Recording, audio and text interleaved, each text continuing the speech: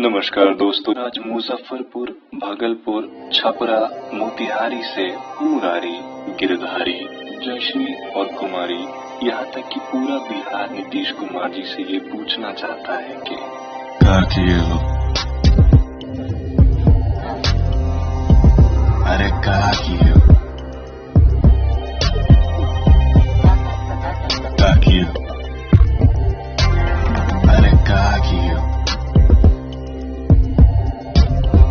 Vote हमसे लिए हो, बचोट हमको दिए हो, औनी पौनी बातें चौके खोट मन में लिए हो, का किए हो यार? दिन भर की मेहनत करके हम थके चूर बा, तुम एसी में बैठे हमको लाइन में लगा दिए हो, का किए हो? हम सबको ट्रेन पर चढ़ाना था, तुम ट्रेन हम पे चढ़ा दिए हो। कोरोना से सबका बचाना था बउआ, ऊका तुम पूरे बिहार में फैला दिए हो, का किए हो?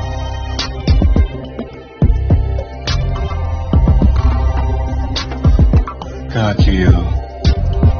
का खा गघा का किए हो? अरे क्या किए हो?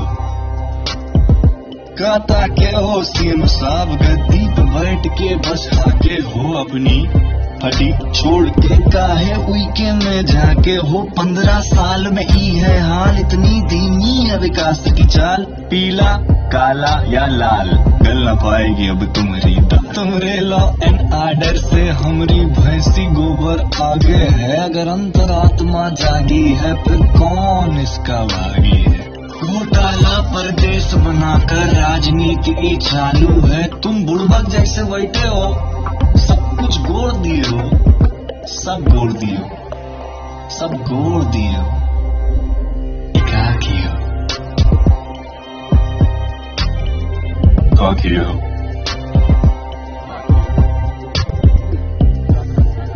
अरे क्या किए हो? डबल इंजन सिंगल इंजन, तुम्हारा सारा इंजन फेल है, कैसे चलेगी सरकारी गाड़ी जब उमा मिलावटी तेल है। एक बिहारी सब पे भारी, गानी जी और का सरकारी, बात सुनो तुम गुरु हमारी, अब की बात गई तुम्हारी बारी। बातें धोखा नहीं, हम तो बाटी चोखा खाते हैं, एक बार जो धोखा दे दे उसकी बातों में नहीं आते हैं। छठ पूजा हो, ईद या होली, मीठी मैथिली हमरी बोली, दरभंगा से किशनगंज तक बिहार के लाला जी हो। वो सब तो है ये लबड़ दो, तुम ही बताओ कि क्या किए हो? क्या किए हो? क्या किए हो?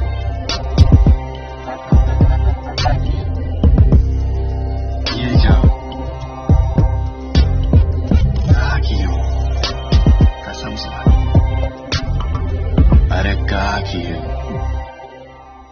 नमस्कार, मैं शिवम शुक्ला सभी बिहार वासियों को लोकतंत्र के इस महापर्व की उनको अग्रिम शुभकामनाएं देता हूं। कामना करता हूं कि सभी बिहारवासी जात, मजहब, धर्म, बिरादरी इत्यादि से ऊपर उठ करके विकास के एजेंडे पर उन जनप्रतिनिधियों का चुनाव करेंगे जो बिहार को एक ऐसे सुनहरे पथ पर अग्रसर करेंगे जहां विकास में बिहार में सुख और समृद्धि आएगी। साथियों, पिछले 15 वर्षों से बिहार में नीतीश कुमार जी के नेतृत्व में एनडीए सत्ता पर काबिज है, जिसने बिहार के विकास को लेकर के तमाम दावे किए।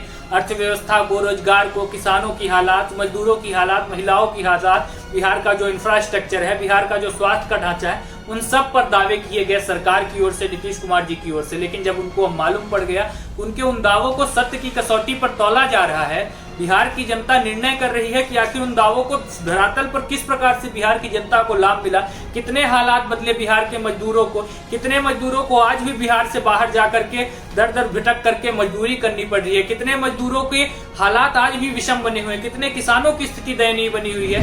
नागेंद्र प्रसाद सिंह। नागेंद्र प्रसाद क्या काम करते हैं? हम राजमिस्त्री काम करते हैं। राजमिस्त्री मतलब ये कि जो मकान चुनाई करते हैं? जी सर, हमें रोटी कपड़ा नहीं चाहिए, इसलिए कमा लेंगे, हमके घाटा में दम है, उतना हम कमा लेंगे, लेकिन शिक्षा के लिए हमारे पास पैसा नहीं। पैर तुम्हारे कहाँ, लाओ जरा मुझे दे। काम रहेगा तब तो काम करेंगे ना, अपने मन से कहीं से।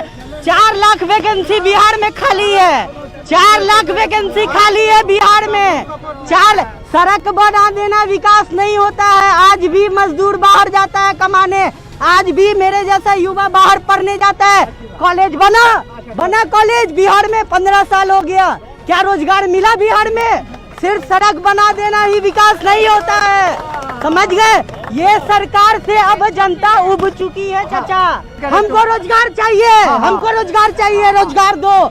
मैं सिविल इंजीनियरिंग करके बैठा हूँ, वैकेंसी नहीं आता है।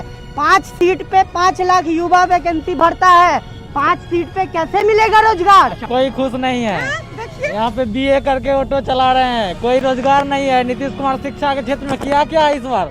पूरा 15 साल से बहुत बेरहमी से सब कुछ गड़बड़ा दिया है, शिक्षा क्षेत्र में कुछ कम नहीं किया है। और आज जब इन दावों पर नीतीश कुमार जी बुरी तरीके से विफल साबित होते नजर आते हैं तो वह चुनाव का डिस्कोर्स बदलने की कोशिश कर रहे हैं। पहला प्रयास उन्होंने यह कहकर किया कि 15 वर्षों पूर्व जो सत्ताएं थी उनसे तुलना कर ली जाए तो बिहार में नीतीश कुमार जी ने काफी विकास किया है। साथियों, मैं नीतीश कुमार जी को आगाह कराना चाहूंगा, बताना चाहूंगा कि 15 वर्षों का वक्त छोटा नहीं होता। 15 वर्षों में एक पूरी पीढ़ी समृद्ध होती है, अपने विचारों को अपने एक पड़ाव से दूसरे पड़ाव तक पहुंचती है। एक पूरी पीढ़ी जवानी से बुढ़ापे की ओर अग्रसर हो जाती है और एक पूरी पीढ़ी बचपन से जवानी की ओर आती है जब उसकी आकांक्षाएं प्रफुल्लित होती हैं और वह उसकी पूर्ति के लिए प्रयासरत होती है। नीतीश कुमार के सुशासन बाबू होने की पोल पट्टी संक्रमण खोल चुका है, लेकिन उद्योग धंधों के चौपट होते जाने पर उनकी जो दलील है वह उन्हें मजाक का पात्र बना देती है। उन्होंने कहा है कि ज्यादा बड़ा उद्योग कहां लगता है, समंदर किनारे जो राज्य है वहां। हम लोगों ने बहुत कोशिश की लेकिन हो नहीं पाया, तो हमसे क्यों पूछते हैं कि उद्योग धंधा क्यों नहीं लगा? सारा कसूर भगवान जी का है जो उन्होंने समंदर को बिहार से लगाकर नहीं बहाया, वरना हम तो विकास का महासागर अमेरिका से मिला देते। कितनी मासूम बात करते हैं नीतीश बाबू। और आप पूछते हैं बिहार में काबा, नीतीश कुमार कहते हैं यहां कुछ नहीं थे, काहे कि बिहार में समंदर ना बा। आगे का बयान सुनिए, किस तरह से हमने कामकाज करना शुरू किया है। गांव गांव में और विकेंद्रित तरीके से काम किया। अगर कोई आते, बड़े बड़े उद्योगपति यहां पर उद्योग लगाते तो उसी को लोग देखते और कहते बड़ा उद्योग हो रहा है, बड़ा विकास हो रहा है। लेकिन अब वो नहीं आए क्योंकि चारों तरफ से हम लोग घेरे हुए वाले इलाके में हैं। ज्यादा बड़ा उद्योग कहां लगता है? समुद्र किनारे जो राज्य पड़ते हैं उन्हीं जगहों पर ज्यादा लगता है। हम लोगों ने तो बहुत कोशिश की। मतलब 15 साल के सुशासन के बाद नीतीश कुमार को यह कहना पड़ रहा है कि हमसे ना हो पाएगा क्योंकि बिहार में समंदर ना बा। यह कमाल है कि समंदर ना बा लेकिन विकास के लहर बा। चलिए, समंदर नहीं होने के कारण इंडस्ट्री नहीं लगा पाए, मान लिया 1 मिनट के लिए बच्चों वाले इस बहाने को, तो सर जी कोई साइबर सिटी ही बसा लेते। कंप्यूटर चलाने के लिए तो न समंदर चाहिए, न कोयला चाहिए, न ज्यादा रुपया चाहिए। हाँ, अच्छी नीयत जरूर चाहिए। चलिए, साइबर सिटी भी नहीं बसा पाए तो खेती में ही पंजाब हरियाणा बना देते, आत्मनिर्भर बना देते किसानों को। उसके लिए भी समंदर नहीं चाहिए। चलिए, खेती में भी नहीं कर पाए तो टूरिस्ट हब ही बना देते। चलिए, यह भी नहीं कर पाए तो एजुकेशन हब ही बना देते। मास्टर प्रोफेसर नियुक्त करने के लिए, लाइब्रेरी लेबोरेटरी बनाने के लिए, यूनिवर्सिटी अच्छी बनाने के लिए, स्कूल बढ़िया बनाने के लिए समंदर नहीं चाहिए। चलिए, यह भी नहीं कर पाए तो अस्पताल ही अच्छे बना लेते, उसके लिए भी समंदर नहीं चाहिए। लेकिन करना हो तब ना। बीजेपी से नीतीश कुमार जैसे अच्छे मुख्यमंत्री ने कुछ और सीखा हो या नहीं, अच्छी लफ्फाजी जरूर सीख गए हैं और इस चुनाव में उन्हें इसी का आसरा है। साथियों, बहुत सारे लोगों ने मुख्यमंत्री के रूप में नीतीश कुमार जी को ही देखा। पिछले 15 वर्षों से निरंतर देख रहे हैं। उनकी आकांक्षाएं नीतीश कुमार जी से ही हैं। वह 22-25 वर्ष के युवा जो आज काम की शिक्षा की तलाश में बिहार से बाहर जा रहे हैं, वह देख रहे हैं कि दुनिया ऐसी नहीं है, दुनिया में समृद्धि है, देश के अन्य हिस्सों में समृद्धि है, बिहार जैसे हालात किसी अन्य राज्य में नहीं है। और यह चीज उनको मायूस करके रख देती है कि किस प्रकार से नीतीश कुमार जी ने पिछले 15 वर्षों के अपने कार्यकाल में बिहार का शोषण किया है, वहां दुराचार, वहां भ्रष्टाचार जैसी चीजों को बढ़ावा दिया है और आज वह वापस से इन चीजों से ऊपर आकर के वोट मांगने बिना शर्म किए चले आए हैं। जो काम कर रहा है, जो घटिया काम कर रहे हैं, हमारे हॉस्टल में एक से एक प्रतिभावान छात्र है जो स्टेट लेवल और जो है राज्य लेवल में स्पोर्ट का खिलाड़ी है। देख लीजिए सामने, उनका वैसे वैसे विद्यार्थी को भी सिलेक्शन नहीं हो पाया है। क्या उम्मीद करेंगे ऐसे सरकार के 15 साल के? ये गए अभी, अब बता दे रहे हैं हर जगह, हर विधानसभा क्षेत्र में इस तरह का जो है दुख वाला जो है बेरोजगार जो है बैठा हुआ है। आए दिन देख रहे होंगे वीडियो। जल्दी में कृष्णनंदन वर्मा को देखे, शिक्षा मंत्री है ना, बिहार के एजुकेशन मिनिस्टर है, उनको कुछ बुझाता नहीं है, पढ़ाई लिखाई से तो मतलब है नहीं। क्या है कितने बच्चों को जो है भविष्य खराब हो रहा है, एज जो है लैप्स हो रहा है और लगातार जो है दरोगा का जो है 25-25 लाख रुपया लेकर के और बिहार पुलिस में जो है काम करने का काम कर रहे हैं। अब कहते हैं जो सुशासन बाबू को सरकार है, अब चल गए ये, अब हो सकता है कि इनका विदाई पूरा अच्छा तरह से हो गया है और ठोकाई भी हो गया है। देख रहे डंटा ना, वही गांधी मैदान वाला जो बिहार पुलिस जो कदर का मारता है ना, अब हम लोग का टीम तैयार हो रहा है बेरोजगार का। इस पे तेल भी पिलाया है, एकदम पूरा तेल क्या, पेट्रोल पिलाया हुआ है, लहरे का भी। साथियों, नीतीश कुमार जी यह बात भली बात समझ चुके हैं कि इस चुनाव में वह विकास के एजेंडे पर, मजदूरों के एजेंडे पर, अर्थव्यवस्था के एजेंडे पर, छात्रों के एजेंडे पर, स्वास्थ्य के एजेंडे पर कहीं से खड़े नहीं उतर सकते। इसलिए वह पूरा चुनाव का डिस्कोर्स बदलने की कोशिश कर रहे हैं। अभी ज्यादा वक्त नहीं हुआ जब देश में बिना किसी तैयारी के, बिना किसी नीति के, बिना किसी सही निर्णय के, बिना किसी क्रियान्वयन के एक अघोषित तरीके से लॉकडाउन लगा दिया गया। बिहार के मजदूरों के सामने जो पूरे देश के तमाम हिस्सों में अपना श्रम देते हैं, देश निर्माण में योगदान देते हैं और अपना पारितोषिक अपने परिवार के पोषण के लिए लेते हैं, उनके सामने आजीविका का संकट आ गया। देश के तमाम जो असंगठित क्षेत्र थे, रेडी लगाने वाले, अन्य प्रकार से श्रम करने वाले, उनके सामने जीवन का संकट आ गया। सरकार ने उनको संकट से उबारने के लिए कोई तैयारी नहीं की। उनके लिए स्वास्थ्य की, उनके लिए अर्थव्यवस्था की, उनके लिए धन की कोई सुविधा नहीं मुहैया कराई। उस स्थिति में साथियों, जब उनको दर दर की ठोकरें खाते हुए वापस अपने घरों तक पहुंचने के लिए कोई साधन नहीं मिला, तो बिहार की सरकार ने कोई इंटेंट नहीं दिखाया कि वह उनकी मदद कर दे। केंद्र सरकार से तो अपेक्षा शायद लोगों की पूरी तरीके से मर ही चुकी है। वह देख ही रहे हैं कि किस प्रकार से इस विषम लॉकडाउन में जब मजदूर अपने सबसे बुरे संकट के दौर से गुजर रहे थे, तो केंद्र की सरकार ने किस प्रकार से मजदूर कानूनों को कमजोर करने का प्रयास किया, किस प्रकार से लॉकडाउन में किसानों को चंद धन सेठों के हाथे किसानों की जो लागत है, किसानों की जो कमाई है, उसको भी ट्रांसफर करने का काम केंद्र सरकार कर रही है। तो केंद्र सरकार से तो बिहार के लोगों की अपेक्षाएं पूरी तरीके से खत्म हो चुकी है। नीतीश कुमार को तो यही बोलना है कि साहब, आपने अपना क्रेडिबिलिटी खो दिया था जब आपने ये 2015 में जीता हुआ चुनाव, जिसे जनता का वोट जो दिया गया था महागठबंधन को, उसको तोड़ के और डर से, इस डर से कि मोदी जी सीबीआई, ईडी और अपना सारा संस्था को लगा के सृजन घोटाला और जितना अफसरों का घोटाला चल रहा है बिहार में, उसका परत खोल के और ये सुशील मोदी और नीतीश कुमार को जेल में ना डाल दे लालू यादव जैसा, इस डर से नीतीश कुमार ने अपना पाला बदला और बीजेपी में शामिल हो गए। और नीतीश कुमार को ये भी बता देते हैं कि मोदी जी किसी को छोड़ते नहीं है, तो आप संभाल जाइए 2020 में चुनाव के बाद आपका क्या होने वाला है। क्या होने वाला बता दो यार। मतलब कहने का मतलब है कि मोदी जी के रडार में नीतीश कुमार है, रडार में एकदम। वो नीतीश कुमार को बीजेपी ने खुद में शामिल करके नीतीश कुमार जी को खत्म कर दिया। नीतीश कुमार जी हमेशा सिद्धांत की बात करते हैं, लेकिन वो सिद्धांत कहाँ गया जब वो उन्होंने दल बदला, इतना बड़ा अपना 70। तुम्हारी नाराजगी जैसे अभी एक मिनट, अभी जो बात तुमने बोली उससे हमको ये चीज थोड़ी समझ में आई कि तुमको नाराजगी नरेंद्र मोदी से नहीं है, नीतीश कुमार से है। जी, नरेंद्र मोदी से। सुनिए, हम समझ रहे हैं। एक लाइन और बता देते हैं। अब क्योंकि राज्य का चुनाव था तो नरेंद्र मोदी जी का नाम नहीं ले रहे थे, लेकिन आपके माध्यम से नरेंद्र मोदी जी को बता दे रहे हैं, मजाक में भी और गंभीरता से भी, कि नरेंद्र मोदी जी, मेरा बस अगर चले तो हम राष्ट्रपति को या इलेक्शन कमीशन का देश को है उसको कहें कि 2024 का लोकसभा चुनाव को कम करके और अभी 2020 में या 2021 में करवा, आपको सत्ता से बेदखल करेंगे हम लोग। आपने ये स्थिति, ये गर्द कर दिया देश का। देश में आज एक ही एग्जाम्पल आपको, मतलब हर कोई बस क्या तो हिंदू मुसलमान, इतना बड़ा खाली ट्रोल मीडिया, अपना गोदी मीडिया को लेकर धज्जी जो उड़ा दिया अपने देश के आप जनता को मूर्ख मत समझिए। मोदी जी, आप नरेंद्र दामोदर दास मोदी, जनता को मूर्ख मत समझो। साथियों, इसके साथ साथ बिहार में पिछले 15 वर्षों से लगातार बाढ़ की समस्या बनी रहती है। हर साल बाढ़ आती है, पूरा इसका अर्थव्यवस्था खड़ी हो चुकी है बाढ़ पर केंद्रित, और उसमें बिहार के सरकार के नेता कमाई करते हैं। उनका एक पूरा अर्थव्यवस्था के बाद जो पुनर्स्थापन विस्थापन का कार्य चलता है उसमें वह कमाई करते हैं। और यही कारण है कि नीतीश कुमार जी ने बाढ़ की समस्या से निपटने के लिए कोई परमानेंट सोल्यूशन खोजने का प्रयास ही नहीं किया। साथियों, बिहार के मजदूरों को आज भी बिहार में नौकरी न होने की वजह से काम की तलाश में देश के तमाम हिस्सों में तमाम विषम परिस्थितियों के बावजूद दर दर की ठोकरें खा करके काम की तलाश में जाना पड़ता है। जहां उनके पास न कोई इंश्योरेंस होता, न बीमा, वह घर भी सुरक्षित लौट के आ पाएंगे या नहीं, इस बात की भी कोई गारंटी नहीं होती।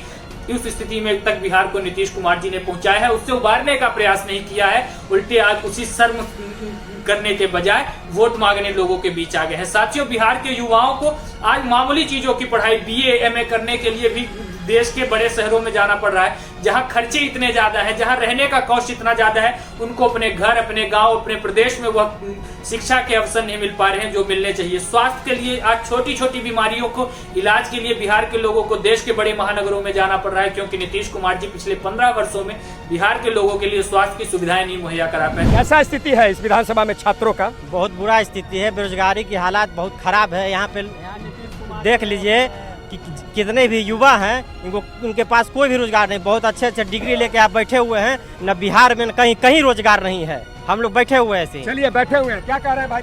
नीतीश कुमार के यहाँ जन्मभूमि है। इस हाई स्कूल में पढ़े हैं, हाई स्कूल के जाके स्थिति देखिए कि कैसा स्थिति है।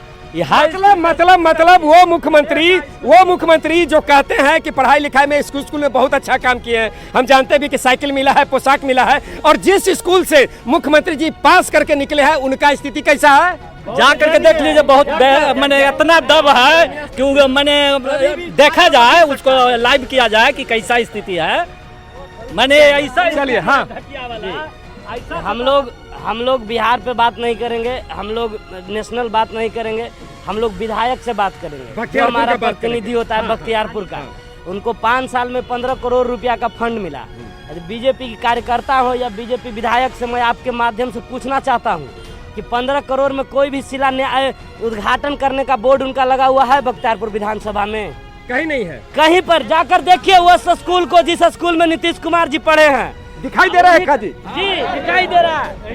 ये पिलक्का वाला? जी उसके बगल में पिलक्का वाला? जी वहाँ पर उस स्कूल में जाने के लिए बच्चों को अभी तक सड़क का निर्माण नहीं हुआ है। बच्चा लोग पाका में होकर वह स्कूल जाता है। साथियों, मुजफ्फरनगर का हमने कांड देखा, किस प्रकार से बहन बेटियां बिहार जैसे राज्य में सुरक्षित नहीं है। नीतीश कुमार जी किस प्रकार से अपराधियों को संरक्षण देने का काम करते हैं। और पिछले वर्ष 2 वर्ष पूर्व ही नीतीश कुमार जी का वो बयान भी किसी को नहीं भूलना चाहिए, जब चंकी बयान बुखार पर उन्होंने कहा था कि जुलाई में तो मौतें होती हैं, बच्चों की मौतें होती हैं। तो अब यह वक्त आ गया है, चुनाव का वक्त आ गया है। चुनावों में सरकारें बदलती हैं, लोग बदलते हैं, सरकारों को उन अहंकारी सत्ताधीशों को बदल के रख देते हैं जिनको यह गुमान हो जाता है कि वही सत्ता के केंद्र हमेशा अपने चिरायु तक बने रहेंगे। साथियों, बिहार का यह चुनाव इस बात पर केंद्रित है। साथियों, यह चुनाव इस बात का भी है कि बिहार की जो एक आकांक्षा डॉक्टर राजेंद्र प्रसाद, जयप्रकाश नारायण, कर्पूरी ठाकुर जैसी महान विभूतियों ने देखी थी, रामधारी सिंह दिनकर ने देखी थी, एक सुनहरे बिहार की परिकल्पना, उसको मूर्त करने का भी यह चुनाव है। बिहार तो इतना बर्बाद है, लोग बेच देंगे चाहेंगे तो। कुछ समय आया कि बिहार क्या देश को बेच देंगे लोग। बिहार के नेता, पहले वाला नेता लाल बहादुर शास्त्री वाला नहीं कोई है। गरीबों का कोई नया चेहरा चाहते हैं?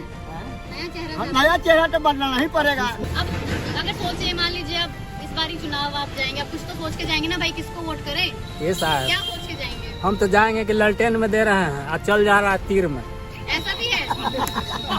तो हम किसको सोच के देंगे? गड़बड़ा जाता है, बहुत गड़बड़ाता है ना।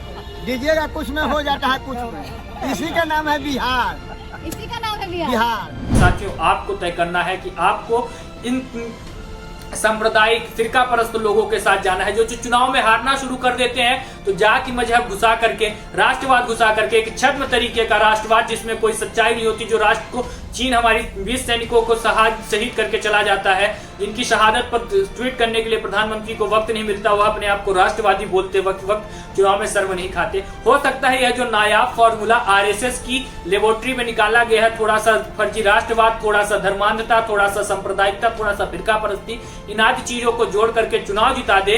भारतीय जनता पार्टी को कुछ चुनाव जिता दे, कुछ राज्यों में चुनाव जिता दे, एनडीए को बिहार में चुनाव जिता दे, लेकिन इससे बिहार हार जाएगा, इससे दिनकर हार जाएंगे, इन सीटों से डॉक्टर राजेंद्र प्रसाद हार जाएंगे, इनसे जयप्रकाश नारायण हार जाएंगे। इसलिए हमें आपको तय करना है कि हमें विकास चुनना है या फिर इस तरीके की सांप्रदायिक जातिगत शक्तियों को हावी होने देना है, जो बिहार के विकास के बजाय अपने व्यक्तिगत एजेंडे को पूरा करने के लिए कभी भी इस पार से उस पार हो जाते हैं। नीतीश कुमार जी, जो कभी नरेंद्र मोदी जी को सबसे सांप्रदायिक व्यक्ति बताते हुए एनडीए छोड़कर गए थे, आज उन्हीं नरेंद्र मोदी की सदारत में एनडीए के इसी फॉर्मूले पर आगे बढ़ते हुए चुनाव जीतने का प्रयास कर रहे हैं। मुझे वह पंक्तियां याद आती हैं कि उसी को हक है जीने का जमाने में जो इधर का दिखता रहे और उधर का हो जाए। नीतीश कुमार जी वही व्यक्ति हैं जिन्होंने बिहार के लोगों के चुने हुए जनादेश का अपमान करते हुए नरेंद्र मोदी के साथ जाना स्वीकार कर लिया था, यह कहने के बावजूद कि मर जाऊंगा लेकिन भाजपा में नहीं जाऊंगा। यह है नीतीश कुमार की हकीकत। और विकास में, बिहार में विकास के दावे वह तो पूरे खोखले हैं। आप देखिए, आप जमीन पर आप देखिए, मजदूर मर रहे हैं, किसानों की आय पूरे देश में बिहार में सबसे कम है,